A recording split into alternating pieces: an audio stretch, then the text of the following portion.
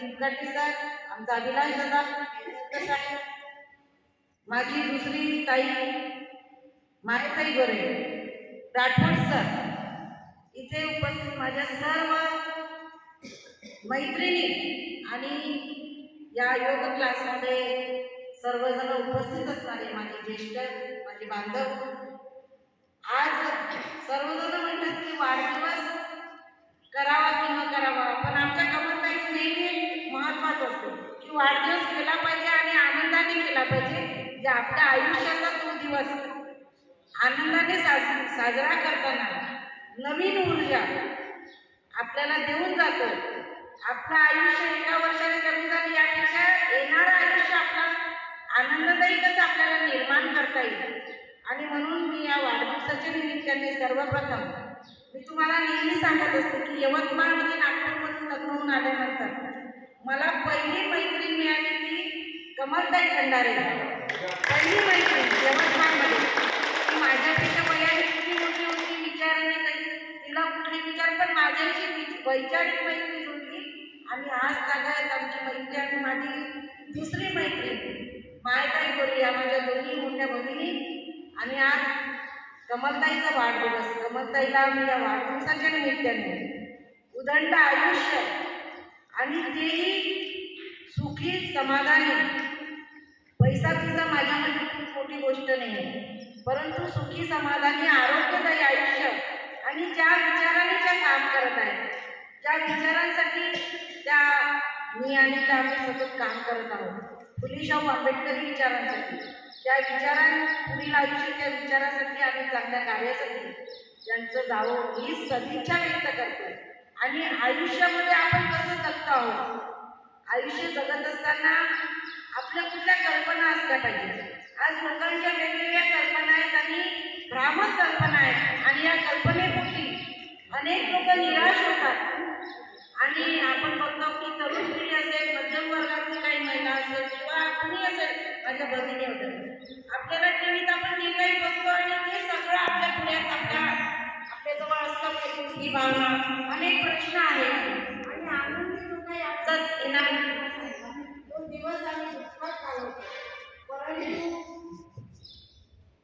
येणारा दिवस, दिवसाचे 24 तास आणि प्रत्येक क्षण हा आपला आहे.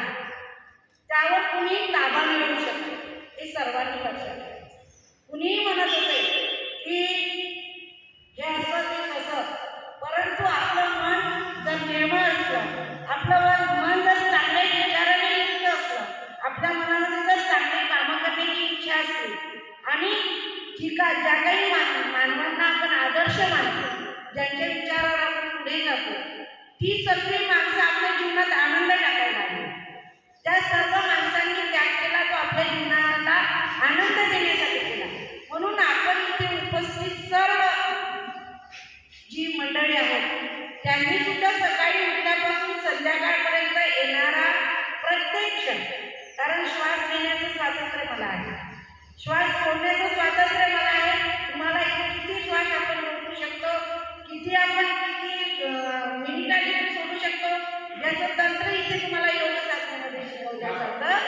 आणि म्हणून त्या श्वासाला आपण नियंत्रित करता करता आपल्या आयुष्याला ज्या वाईट गोष्टी आहेत त्या वाईट गोष्टी दूर सारून त्या चांगल्या गोष्टीसाठी आपलं मन तयार करायचं आहे. म्हणून मी म्हणत असते की किती आघात आपल्या मनावर होत असते, किती आघात सरकार असो, प्रशासन व्यवस्था असो, समाज असो, कुटुंब असो, हे सगळं जरी होत असताना आपण जर खंबीर असलो.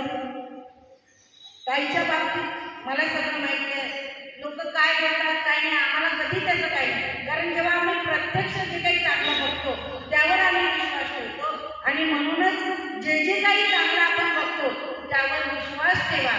आणि येणाऱ्या आयुष्यामध्ये जी काही वादळ आहे, सरकारची असेल, समाजाची असेल, आपल्यावर येणार आहे, त्यासाठी चांगल्या मनाने तयार व्हा.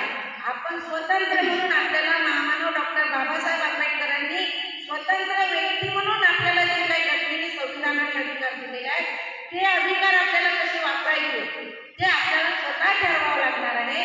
कारण जोपर्यंत मी आहे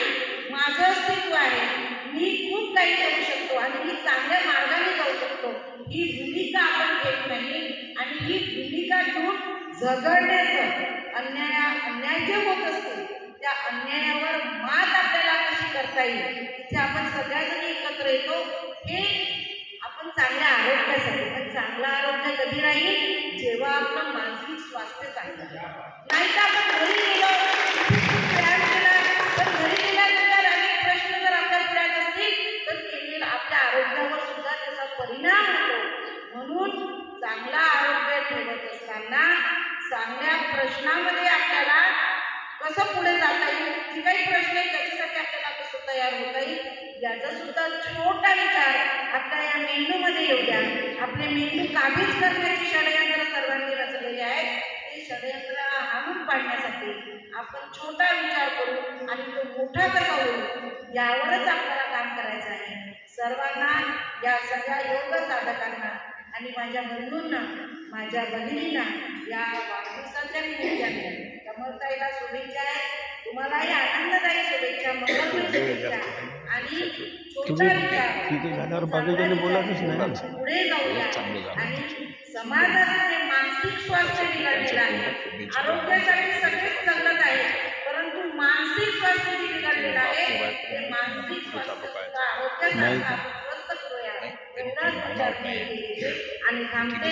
जय ज्योती जय सावित्री जय श्री जय सावित्री जय भीमाई जय रमाई.